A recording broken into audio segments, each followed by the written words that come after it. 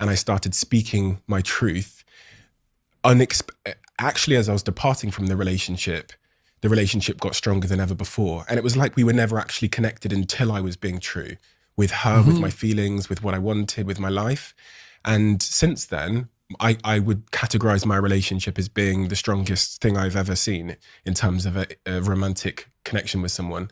And so when you were starting to talk in your relationship in a more truthful manner, what did that mean that you had to admit? I mean, you just said that part of it was a disconnect between who you were trying to be and who you really were. So that's a persona issue, right? So you think maybe, and everyone has this proclivity to some degree, is they're deeply self-conscious and uncertain.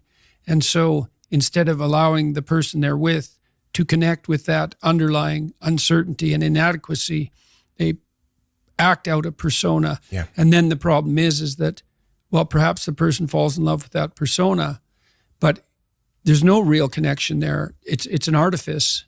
And, you know, having said that, one of the things that Carl Jung, the great psychotherapist, said about a persona is, don't be thinking that you're better off if you never formed one.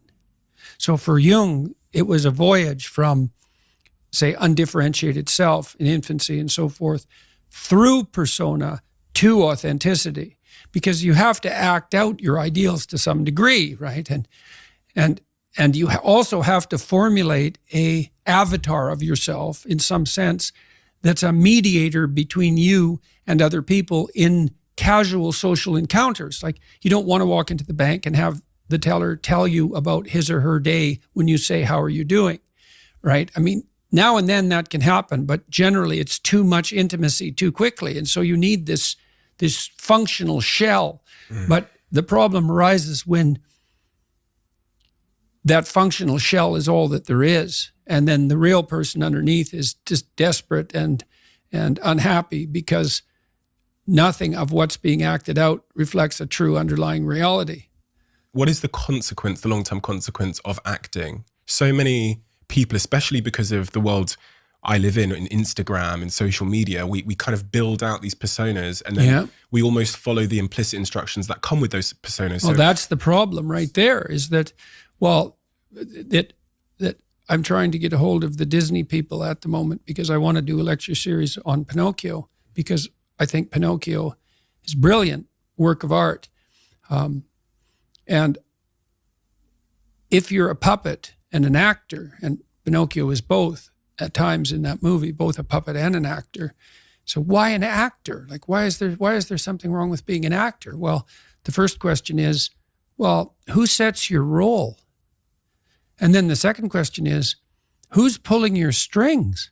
So you've put on this front that is there to make you popular and sexy and desirable and to mask from yourself your own inadequacies. But that's a role. Well, who wrote it? And for what purpose? And so Jung said, for example, that we all acted out a myth, and whether we knew it or not. And, you know, maybe you're acting out a tragedy. Maybe you're acting out Narcissus. You don't know, because you've put that on yourself in an attempt in some ways to deliver to people what they want, or more accurately, to look as though you're delivering to people what they want. And it's not nothing to do that, right? Because at least you're attempting, in some sense, to adapt to the social world. Someone who's really infantile and dependent, someone who's never left home, part of their problem is that they haven't crafted a persona.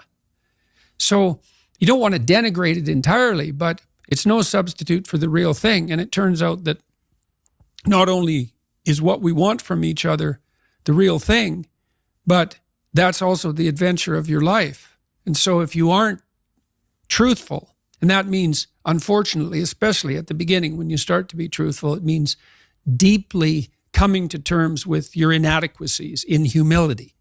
So it's very painful. Without that, you don't have the adventure of your life. You have the role that you've acquiesced to. And that'll take all the meaning out of your life. The adventure of your life. You say, imagine who you could be, and then aim single-mindedly at that. Mm-hmm. I encounter these young people who appear to know who they could be, or they've imagined who they could be, but for whatever reason, they seem to choose the certain misery of their current situation, the job that's sucking their soul out, or that relationship, over the uncertainty